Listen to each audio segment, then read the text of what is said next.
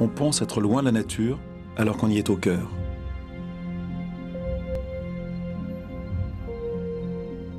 Aujourd'hui, la moitié de l'humanité vit dans une ville. Et nos besoins en énergie et en matières premières pour alimenter en permanence notre mode de vie ont explosé. Bonsoir, nous sommes à Tokyo, au Japon. Ce soir, nous allons nous interroger sur notre façon de consommer, sur tous les produits que nous achetons tous les jours et qui font partie de notre quotidien. Presque tous nos achats ont une incidence directe sur notre environnement. Et ici, comme en France, comme dans tous les pays riches, on consomme à outrance et on gaspille énormément. Que savons-nous des produits que nous achetons? Où sont-ils fabriqués? D'où viennent-ils? Quel est leur impact de l'autre côté de la planète? Que deviennent les emballages, les déchets? Je propose de partir autour du monde pour découvrir ce que les étiquettes ne vous montrent pas.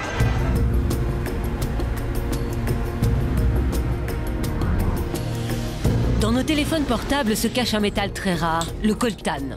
En République démocratique du Congo, nous avons remonté la filière de son exploitation illégale. Les industriels étrangers, ils amènent les armes et en contrepartie, les groupes armés donnent les minéraux. Et c'est là qu'on continue un cycle de guerre. Sans le savoir, nous alimentons un conflit pour un minerai 3 fois plus cher que l'or. Victime de la mode du sushi dans le monde, le thon rouge risque de disparaître. Nous avons enquêté au Japon, l'un des plus gros consommateurs de poissons. Des images exclusives au cœur d'une industrie qui vide les océans. Au Brésil, nous découvrirons le combat du père Edilberto Senna.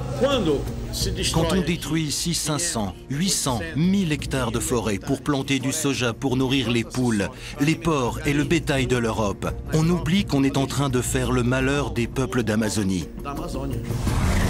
Du coton au rivet en passant par la teinture, les composants d'un jean ont parcouru au total plus d'1,5 fois le tour de la Terre avant d'être artificiellement usés et vendus.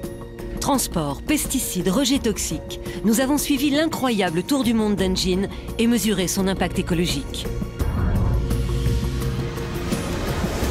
Au large d'Hawaï, un paradis sur Terre cache une poubelle géante. Les courants marins concentrent nos détritus sur une surface grande comme 4 fois la France, donnant naissance à une véritable mer de plastique. Un quart des fleurs vendues dans le monde provient du Kenya, et leur culture industrielle menace toute une région. L'irrigation et l'utilisation intensive de pesticides assèchent le lac Naivasha et contaminent les travailleurs. La plupart n'ont plus de défense immunitaire, alors ils deviennent vulnérables aux maladies. C'est une mort lente, et le malade ne peut même pas lutter contre la mort. Sans énergie, notre avenir pourrait ressembler à ça. L'île de Gunkanjima, une ville construite en pleine mer pour exploiter du charbon. Aujourd'hui abandonnée, elle symbolise nos sociétés de consommation toujours plus dépendantes de l'énergie. Ce soir, nous allons découvrir comment notre surconsommation bouleverse l'équilibre fragile de la nature. Car à chacun de nos achats, c'est un peu de notre terre que nous consommons.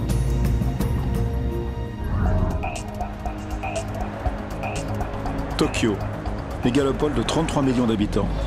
C'est la plus grande ville du monde. Le Japon à lui seul produit 15% des richesses mondiales. C'est autant que l'Allemagne, la Grande-Bretagne et la France réunies. Véritable vitrine géante à ciel ouvert, le quartier de Shinjuku. Ces 4000 enseignes attirent chaque jour plus de 300 000 personnes. Je suis avec Jean Fabre. Il va nous aider à mieux comprendre nos réflexes de consommateurs. Ici, c'est le royaume de la publicité. Et la publicité, c'est fait pour nous faire consommer. Ça nous dit consomme, consomme, consomme. Dans le monde, on dépense à l'heure actuelle 400 milliards d'euros tous les ans pour nous inciter à consommer des produits. 400 milliards d'euros, mais c'est une somme gigantesque. C'est une somme énorme qui représente 5 fois la totalité de l'aide que les pays riches accordent aux pays pauvres. Avec la moitié de cette somme-là, on pourrait scolariser la totalité des enfants qui aujourd'hui ne vont pas du tout à l'école. Il y en a plus de 100 millions. Assurer l'accès aux services de santé à tout le monde. Éliminer l'essentiel des problèmes de la faim en restaurant la fertilité des sols. Et pour l'essentiel, on réussirait à diminuer la pauvreté. En fin de compte, être un bon citoyen, pour un homme politique, c'est consommer, c'est faire marcher l'économie du pays. D'un côté, on a la publicité qui nous dit consommer, de l'autre côté, on nous donne du crédit pour pouvoir consommer même quand on n'en a pas les moyens. Et puis derrière, on a le pouvoir politique qui nous dit sans arrêt il faut consommer parce que c'est la façon de relancer l'économie, c'est ce qui va faire marcher les choses. Et puis nous, on marche avec ça finalement. Les pays qui aspirent à notre modèle de société d'abondance sont nombreux. La Chine, qui est devenue le plus gros consommateur du monde, n'a fait que suivre notre exemple. Elle a dépassé les États-Unis pour le nombre de téléviseurs, de téléphones portables ou de réfrigérateurs. Toujours plus de consommation, toujours plus de produits. Nous n'avons jamais créé autant de richesses sur Terre. Ça me pensait à un souk, ce magasin. Ah, il y a de tout ici, il y a absolument de tout. C'est incroyable ce qu'on trouve, la quantité de choses qu'il y a ici. Tous ces textiles... Non, n'achète rien s'il te plaît, on n'est pas pour acheter, ne consommons rien. On n'est pas si éloigné que ça de la nature ici, on est dans la nature. Tout ce qui est là vient de la terre. Absolument, absolument. Et en fait, ce qui serait intéressant un jour dans un magasin, ce serait de mettre carrément les étiquettes. Là, on mettrait l'empreinte écologique. L'empreinte écologique, et puis on mettrait exactement la partie de la nature d'où ça vient. L'empreinte écologique, donc c'est ce qu'on dépense, c'est notre poids sur la planète. C'est la surface de terre dont une personne a besoin pour élever ses animaux, donc les prairies, pour pouvoir en tirer la viande, le lait, les fromages, pour pouvoir cultiver les céréales et les légumes dont elle a besoin, pour tirer les matières premières qui vont lui servir à faire sa construction, pour assurer son logement, pour vivre, pour son énergie, ses transports. Si on donnait équitablement à tout le monde la même surface sur la Terre, on pourrait donner en surface utile à chacun, puisqu'on est 6,5 milliards, l'équivalent de 2 terrains de football. C'est tout. Un Américain, aujourd'hui, son empreinte, c'est 10 terrains de football. Un Européen, c'est 6 terrains de football. Et un Africain un Burkinabé, un Africain, ça va être juste la surface de réparation, sur un seul des terrains. C'est tout.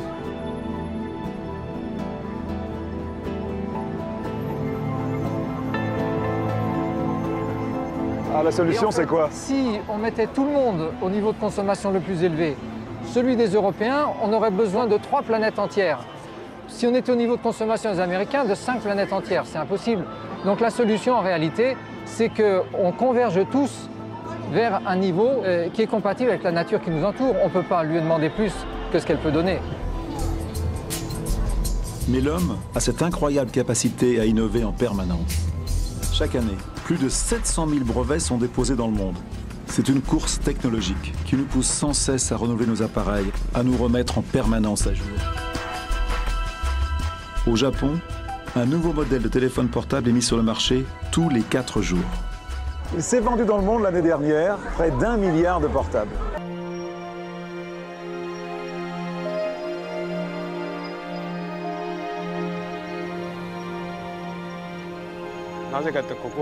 Ce toit, c'est l'endroit où j'aime le plus venir. Qu'est-ce que vous voyez dans le ciel? En regardant le ciel ainsi, on peut se rendre compte que nous sommes entourés par la nature. C'est, je pense, ici que j'éprouve le plus ces sensations. On n'est pas dans la nature, on est sur du ciment ici. Cet endroit est en train de revenir à la nature. Donc ceci aussi fait partie de la nature. Rien ne peut empêcher ça. Silencieusement, ce bâtiment est en train de retourner à la nature.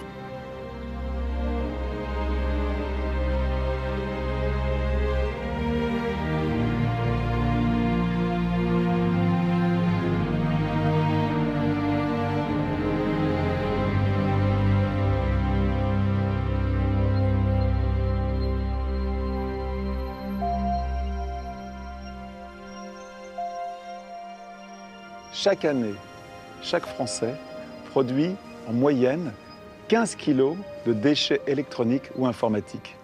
C'est énorme et c'est en progression. Mais dans le monde, c'est 40 millions de tonnes de déchets. Ça correspond en poids environ à 4000 tours Eiffel. On va aller à Guiyou, en Chine, qui est surnommée la ville poubelle. Et vous allez comprendre pourquoi.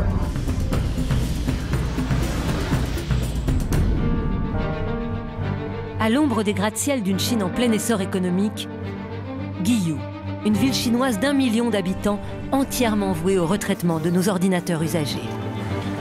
Chaque jour, des dizaines de camions déchargent leurs cargaisons venues principalement des États-Unis et d'Europe.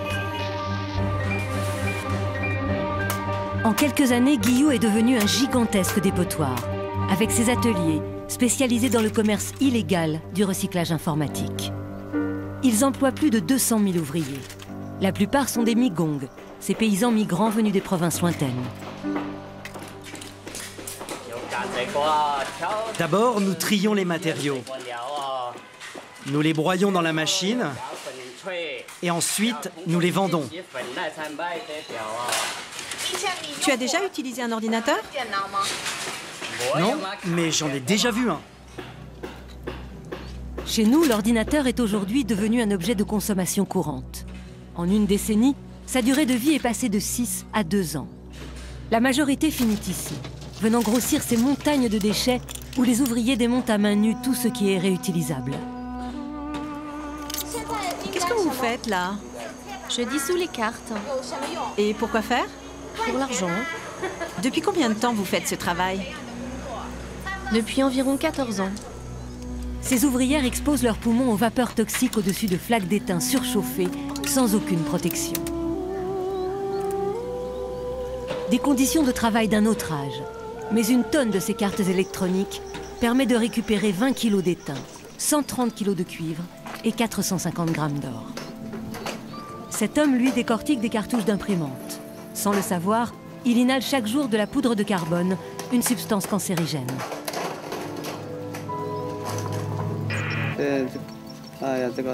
Il y a beaucoup de poussière.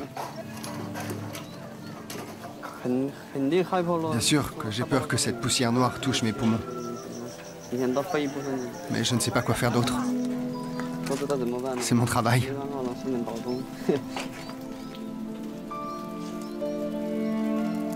Chercheurs d'or de l'ère électronique, les ouvriers isolent les métaux précieux contenus en quantités infimes dans les puces en utilisant des mélanges acides extrêmement corrosifs.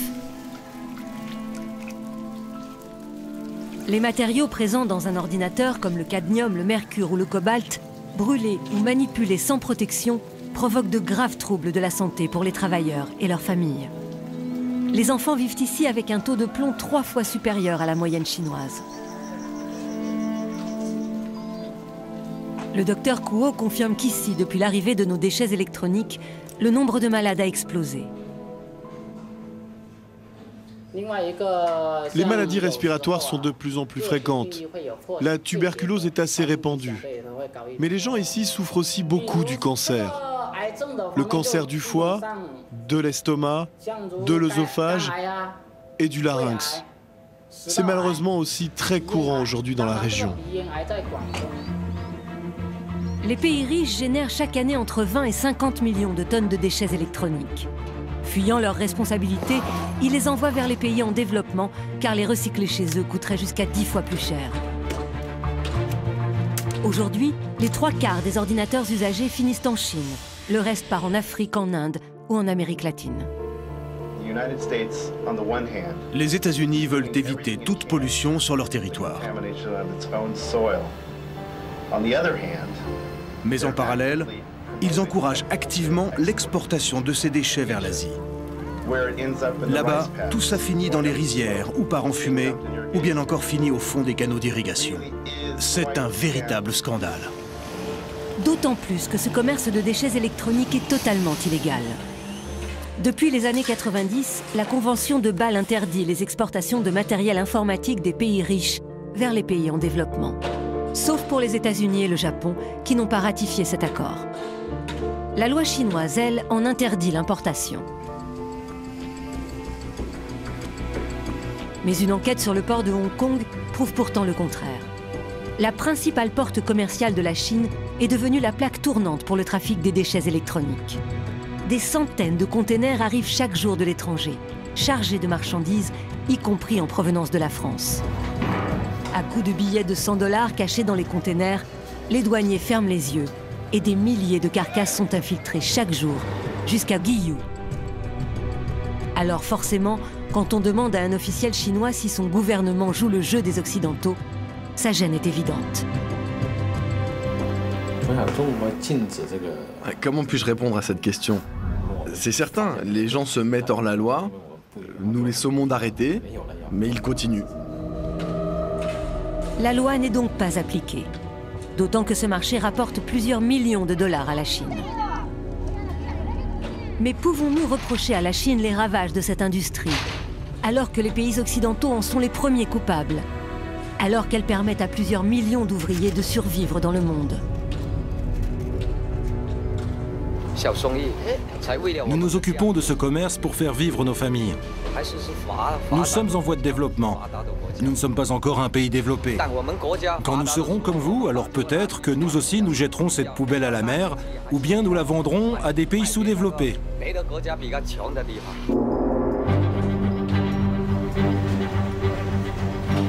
4000 tonnes de déchets sont jetées toutes les heures sur la planète.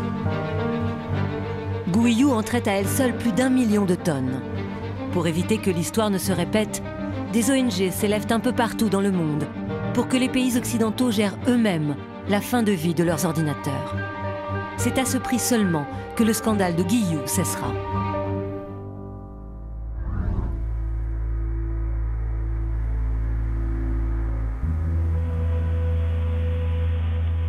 Nous n'avons jamais été aussi dépendants les uns des autres. Les conséquences de nos gestes de consommateurs sont devenues planétaires.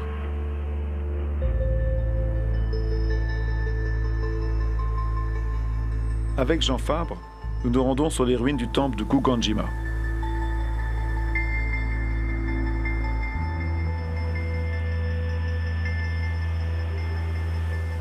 Jean, la solution, c'est vivre mieux avec moins. Si on pense que les générations qui nous ont précédés, depuis l'époque de Louis XIV jusqu'à maintenant, avaient mangé tout le charbon et tout le pétrole, et nous, on arrive maintenant, qu'est-ce qu'on penserait de ceux qui nous ont précédés? Comment est-ce qu'on se débrouillerait? C'est exactement ce qu'on est en train de faire. Alors que nous, on le sait. Alors que nous, on est parfaitement au courant. Et on a le temps pour prévoir et changer. Je ne crois pas qu'on ait le temps, moi. Si on met toute l'énergie humaine qu'il faut pour changer, on peut le faire. On doit reconstituer le pacte qui lie tous les êtres humains sur la Terre. C'est le pacte économique, c'est le pacte social, c'est le pacte environnemental. Et pour ça, il faut qu'on réfléchisse sur nos valeurs. Qu'est-ce qui compte pour nous dans l'existence? Est-ce que chaque personne compte, oui ou non? Est-ce que la nature qui nous entoure, est-ce qu'elle compte, oui ou non? Est-ce qu'elle nous est commune, oui ou non? Si on comprend un petit peu où sont les choses essentielles, à ce moment-là, on va dépasser toutes les divisions. Il faut rentrer dans une autre dimension. On doit réinventer notre façon d'être ensemble. Et on doit réinventer notre façon d'être avec les autres. Moi, je crois qu'il ne faut pas avoir peur de passer pour un naïf dans cette affaire. Parce que ce n'est pas de la naïveté, c'est l'intelligence même des choses, celle qui est contenue dans la nature, celle qui est dans notre cœur, celle qu'on a envie de retrouver quand on va pleurer sur une séquence au cinéma, quand on lit un livre et quelque chose nous touche, quand on regarde les yeux d'un enfant et qu'on dit, voilà, je veux quelque chose pour toi. Parce que aimer quelqu'un, c'est ça, c'est lui donner quelque chose, c'est construire. Aimer, c'est créer, c'est pas consommer.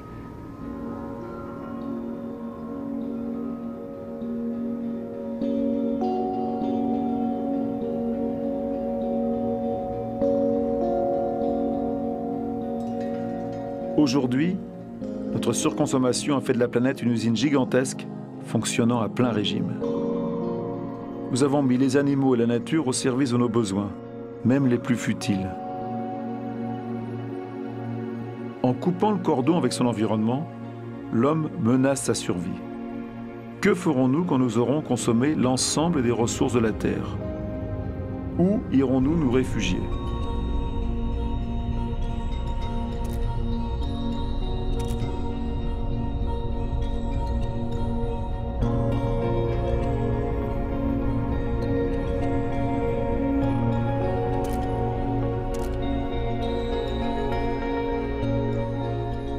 Nous devons imaginer une nouvelle façon de produire et de consommer durablement.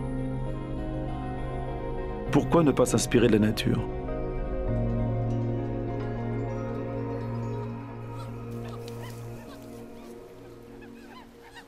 Ces macaques du Japon supportent des températures qui peuvent descendre jusqu'à moins 20 degrés en se réfugiant dans ces eaux chauffées naturellement par la Terre. Et saviez-vous que c'est en observant et en copiant l'homme que ces singes ont découvert les bienfaits de la géothermie?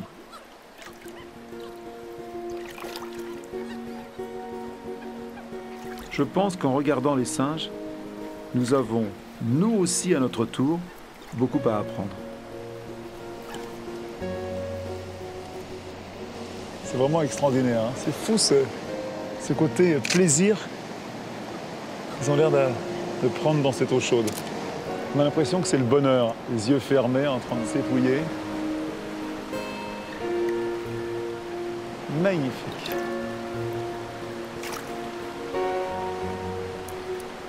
Vraiment un spectacle. Ça va, toi? Il y a le vieux mâle là, qui surveille sa famille.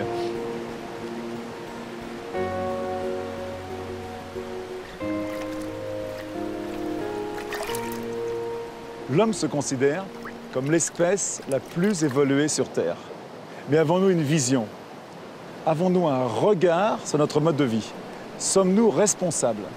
Ces macaques japonais, comme tous les animaux qui vivent sur la Terre, prélèvent dans la nature uniquement ce dont ils ont besoin. Nous, dans les pays riches, nous avons créé une société qui nous encourage à consommer, à acheter, à jeter, à remplacer. Mais les 3/4 de l'humanité ne connaissent pas cette abondance. Nous devons organiser notre vie autour de nos réels besoins pour pouvoir tous équitablement profiter des ressources de la Terre. Et la nature nous offre un choix qu'aucun hypermarché du monde ne peut égaler. Aujourd'hui, nous avons tous le pouvoir, par nos actions, d'apporter une partie de la solution. Bonsoir. J'aimerais remercier toutes celles et tous ceux qui nous ont fait prendre conscience de notre surconsommation et de l'importance d'apprendre à consommer autrement. Un grand merci à Jean Fabre. Son humanisme et sa grandeur d'âme m'ont vraiment touché. Merci à Toichiro Ida pour sa franchise, même si jamais nous nous tromperons d'accord au sujet du thon rouge. Merci à Tibère Dunia, Robert Makilu et Carmen Vidal qui se battent pour protéger le Congo des marchands de guerre. Merci à Charlotte Nittard. Elle décode pour nous ce que les étiquettes des jeans nous cachent. Un merci tout particulier au père Edilberto Senna. Son combat en Amazonie contre les géants de l'agroalimentaire mérite notre respect. Merci à David Kilo, Kenneth Matuvi et au docteur Isaac Lumbazi qui luttent contre le poison des fleurs du Kenya. Un grand merci à Kikuro Kondo pour son courage d'avoir dénoncé le scandale du gâchis. Merci à Ken Noguchi, grâce à qui de petits gestes permettent de déplacer des montagnes. Merci à Morgane Turban et Charles Moore. Leur message d'alerte doit être entendu au-delà des mers. Et merci à Dotoku Sakamoto de nous avoir ouvert les portes d'un univers qui doit nous faire réfléchir. Et merci du fond du cœur à Akemi Fujita pour son dévouement en faveur des oubliés de la société de consommation. Si vous voulez soutenir tous ces personnages formidables, retrouvez leurs coordonnées sur le site de Vue du Ciel. Comme pour toutes les autres émissions Vue du Ciel, ce programme est compensé carbone. Qu'est-ce que ça veut dire? Pour réaliser nos reportages, entre les vols en hélicoptère et les trajets en avion, nous avons rejeté dans l'atmosphère 81 tonnes de gaz carbonique, un gaz à effet de serre qui participe au réchauffement climatique. Au total, c'est ce que rejettent un peu moins de 10 Français sur une année. Pour être en accord avec nos convictions, nous avons décidé de compenser cette pollution en participant au projet Action Carbone. Il s'agit très concrètement d'aider des ONG qui travaillent en Asie, en Amérique du Sud ou en Afrique. Les projets soutenus visent à fournir de l'énergie propre à des populations qui n'ont généralement que du bois pour se chauffer ou cuire leurs aliments. C'est par exemple générer du biogaz à partir d'excréments d'animaux en Inde ou en Chine. Installer des fours solaires en Bolivie ou au Pérou. Fabriquer du charbon vert à partir de déchets agricoles ou de plantes invasives au Sénégal. Ces modes de cuisson écologique permettent d'éviter la consommation d'énergie non renouvelable, de lutter contre la déforestation et économiseront annuellement l'émission de plusieurs milliers de tonnes de CO2. Nous luttons ainsi contre le réchauffement climatique et pour nous, c'est très important.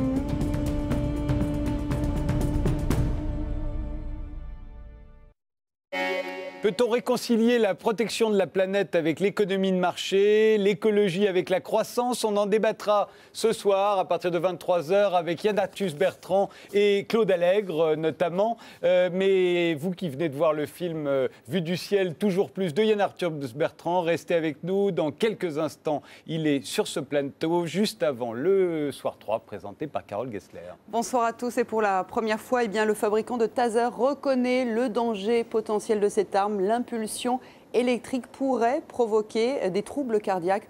En France, 5000 policiers et gendarmes en sont équipés. A tout de suite.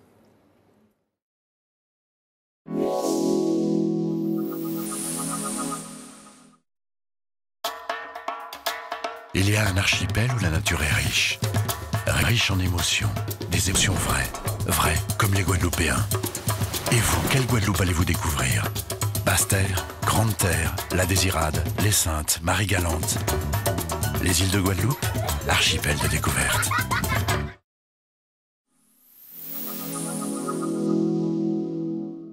Demain sur France Télévisions. France 2, à vous de juger, Brice Hortefeux répondra à Arlette Chabot. France 3, Clint Eastwood en profiler décidé à honorer sa créance de sang. France 4, Jackie Brown de Tarantino avec Samuel L. Jackson et Robert De Niro. France 5, La Grande Librairie avec Michel Déon et Patrick Besson. France O, mélange de culture au Terre Saint-Ville à Fort-de-France. Demain sur France Télévisions, vous aurez tous les choix.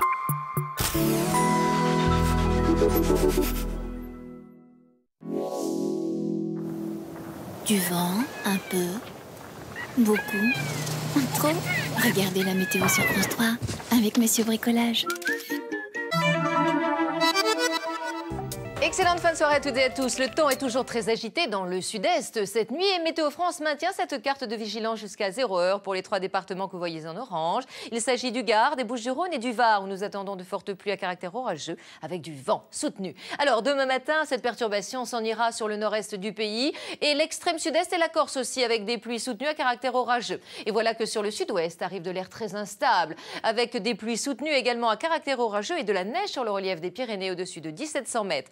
Un ciel de traîne évoluera sur l'ouest du pays avec des averses orageuses, mais de la Normandie jusqu'au Languedoc-Roussillon, Bouches-du-Rhône, Côte-Varoise, en passant par le centre, eh bien ça redeviendra lumineux. D'ailleurs, cette luminosité, nous la retrouverons dans l'après-midi sur les régions du nord, du centre, du nord-est, la région Rhône-Alpes aussi. En revanche, à nouveau, de la Corse au sud-est de la France, les averses orageuses évolueront. Et puis sur le quart sud-ouest également, un ciel instable avec des pluies soutenues et de la neige sur les Pyrénées. Le vent d'ouest se lève pour souffler à 90 km/h en rafale et nous retrouverons la tramontane sur les régions midi-toulousaines ainsi que le Languedoc-Roussillon.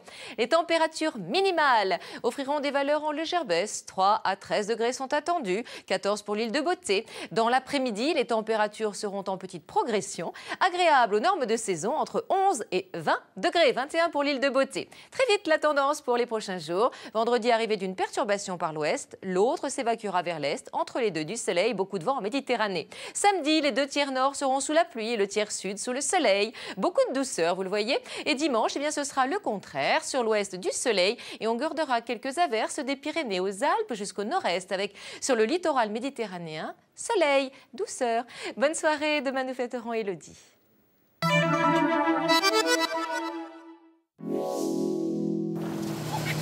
C'était la météo de France 3 avec Monsieur Bricolage.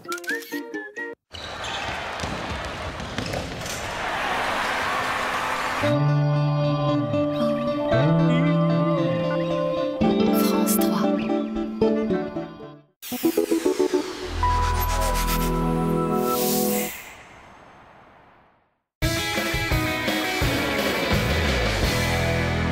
Bonsoir. J'ai 1 minute pour vous annoncer que les courses de demain auront lieu à Deauville et vous expliquer aujourd'hui ce qu'est la robe d'un cheval. Épique comme programme, n'est-ce pas? La robe d'un cheval, ça n'a rien à voir avec la mini-jupe d'un thon. C'est au moins du Dior, du Chanel ou évidemment du Roberto Cavalli. Non, en fait, la robe d'un cheval, c'est ce que porte un étalon qui fait son coming out. Et oui, on dit alors qu'il est en robe étalon. Pour confirmer mes propos, voici Fabrice Gras. Alors, est-ce que je suis dans le vrai? Mais non, Marie-Odile. On ne parle pas de la couleur d'un cheval, on parle de la robe d'un cheval. C'est l'ensemble des crins et des poils qui revêtent le corps du cheval. Merci Fabrice. Et moi, de quelle robe suis-je? Demain, on parlera les yeux dans les yeux. Sauf s'il y a des courses, auquel cas, ce sera forcément épique. À demain.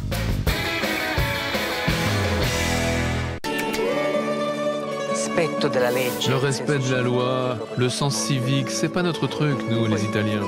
Thalassa, l'expédition fait escale à Naples pour partir explorer une partie des côtes italiennes.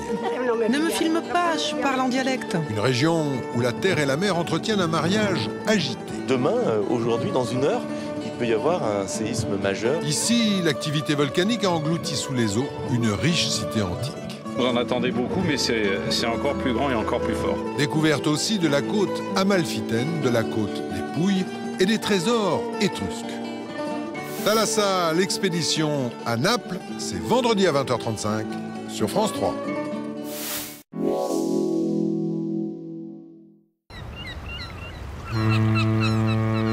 Retrouvez Thalassa avec Costa Croisière.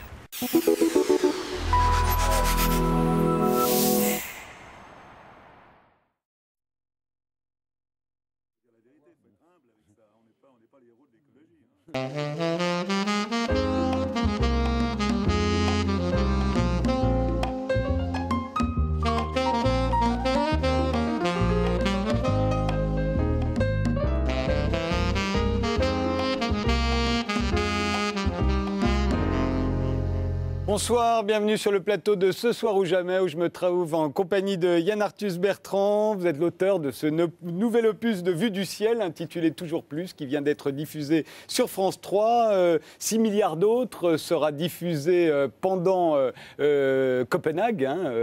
C'est au début décembre, dans une 50aine de jours environ. Home, avec ses 8 millions de téléspectateurs, avait battu tous les records à sa dernière diffusion. À quel moment, Yann Arthus Bertrand, vous êtes devenu un artiste engagé ? J'allais dire presque un militant. Ah non, mais pas presque, je suis un militant. Vous le reconnaissez, c'est bien. Heureusement. Je pense que quand, en 92, j'ai commencé à faire ce travail sur la Terre vue du ciel, et que je me suis embarqué sur ce travail qui était un peu mégalo, j'étais complètement con en pensant que j'allais pouvoir expliquer à moi tout seul la Terre en 5 ans, ce travail m'a complètement transformé. Transformé d'abord parce que la Terre était bien plus belle que je pouvais l'imaginer, d'une façon incroyable. Et j'ai bien compris qu'il n'y avait rien de plus beau, c'est un mot qu'on ne dit pas dans l'art, le mot beau c'est presque ringard, la nature c'est beau, tout simplement. Transformé parce que j'ai vu l'impact de l'homme sur la Terre. Quand je suis né, on était 2 milliards. Aujourd'hui, on est 7 milliards. L'impact, vous le voyez les villes, vous voyez les routes qui se font, vous voyez la déforestation. On voit l'impact de l'homme. Transformé parce que tous les scientifiques que je rencontre sur le terrain sont tous des gens inquiets. Tous. Ils disent, mais quelque chose qui ne va pas, qu'est-ce qui va se passer ? Il n'y a pas grand-chose de positif. Donc, quelque part, tu commences toi aussi à t'inquiéter. Transformé, et dans le bon sens du terme, par le travail incroyable que font les ONG sur le terrain, des gens qui font, qui donnent de l'amour, qui donnent aux autres. Il y a des gens qui font, quoi, et on voit. Et j'ai vu que l'engagement rendait heureux. Moi, ça m'a donné envie de m'engager. Je crois que s'engager, ça vaut le coup. Et puis surtout, je pense, j'ai survolé presque ces 2 milliards de gens qui tous les jours travaillent la terre à la main pour nourrir leurs enfants. Ce qu'on appelle les agriculteurs de subsistance, ces gens qui ne vendent rien, qui consomment ce qu'ils cultivent uniquement pour eux. Et ces gens-là sont les premiers qui vont souffrir du réchauffement climatique, ou du moins du changement climatique. Et là, je reviens du Mali, par exemple. Et pour France 2, où on fait une émission pour Copenhague. Eh bien, les gens au nord du Mali, à la frontière du Niger, le long de la rivière du Niger, me disent qu'on a perdu 50% du bétail. Mais les gens, ils vous disent ça en pleurant. Ils ne disent pas ça comme ça, c'est dramatique pour eux. Et surtout, il ne leur reste que des mâles. Les femelles sont mortes et les jeunes sont morts. Donc ils s'inquiètent. Voilà, et ils me disent, alors je parlais de réchauffement climatique, de changement climatique, ils me disent bien sûr qu'on voit un changement climatique. Il y a toujours autant d'eau, avant elle tombait en 5 mois, maintenant elle tombe en 2 mois. Voilà, c'est... Yann Arthus Bertrand, lors de la diffusion de Home, qui, je le répète, a été vue par 8 millions de téléspectateurs au printemps, on vous a soupçonné d'avoir influé sur les résultats de l'élection européenne en faisant monter le score des Verts, parce que les téléspectateurs avaient vu Home, qui était considéré à ce moment-là comme un film engagé, donc un film de propagande. Est-ce que vous le dites ? Oui, c'est vrai, j'ai influé, j'ai pesé sur cette élection. Mais ce n'est pas notre faute, parce que les élections européennes... C'était volontaire, puisque vous êtes un militant. Non, mais cette date était choisie il y a 2 ans avant. La date, c'était le hasard. C'est l'Europe qui a choisi la date pour être près de Home. C'est eux qui voulaient. Non, mais je pense surtout que si près de 8,5 millions de personnes sont restées à regarder ce film, jusqu'au bout. Et ça m'a beaucoup touché. Ça voulait dire que les gens s'intéressaient à l'environnement, à l'écologie, et qu'ils sont curieux de savoir ce qui va arriver. C'est pas parce que le film était bon, c'est parce que les gens avaient envie de comprendre. Et certainement, en sortant du film, on se posait des questions. Et comme il y avait très peu d'écologie dans les autres parties, ils ont été sur le parti le plus écologique. Est-ce que le fait d'être aujourd'hui un artiste engagé, un militant, ça a de l'influence sur l'œuvre? On sait bien ce que c'est qu'un artiste engagé. C'est quelqu'un qui va sacrifier la liberté de son œuvre, de sa création, aux nécessités de sa cause. Est-ce que ça vous arrive? Bien sûr, bien sûr. Il n'y a qu'une chose qui m'importe, c'est d'amener la conscience. C'est la cause, plus que l'œuvre. Bien sûr, bien sûr. Mais je ne me suis jamais considéré comme un artiste. Moi, j'ai découvert la photographie en allant étudier les lions au Kenya il y a 35 ans avec ma femme. Et j'ai compris que la photographie donnait une information différente de celle de l'écriture. On préparait notre thèse, ma femme écrivait, moi je faisais les photos parce que la photo amenait quelque chose qu'on ne pouvait pas expliquer par l'écriture. Et c'est vraiment les lions qui m'ont appris la photo, quoi. La patience, la lumière. Moi je viens de là, je viens de cette nature, je viens des animaux, je viens... Et quand j'ai travaillé pendant ces heures, qui étaient la plus belle période de ma vie, où pendant 3 ans, je suis resté là tous les jours à suivre la même famille de lions, c'est le moment où j'étais le plus heureux. J'ai bien compris que je faisais partie de la nature. Il n'y avait pas d'un côté la ville, de l'autre côté la campagne. Non, je faisais partie de tout ça. C'est là où j'étais. C'est là où j'étais bien.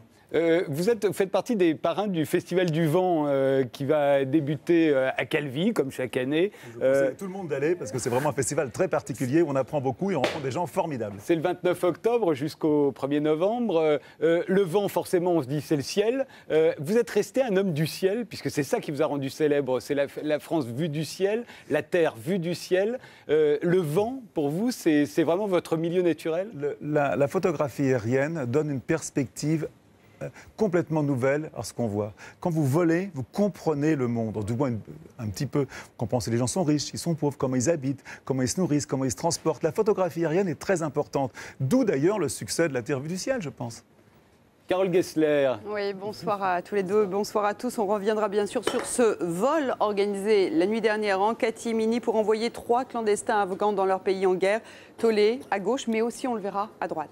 Quant à nous, eh bien, le débat après le soir 3, ce sera: peut-on réconcilier la protection de la planète avec l'économie de marché, l'écologie avec la croissance? Évidemment, Yann Arthus Bertrand sera là, ainsi que Claude Allègre, Jean-Marc Jancovici, Geneviève Ferron, Dominique Nora et Charles Becbédé. Ce sera juste après le soir 3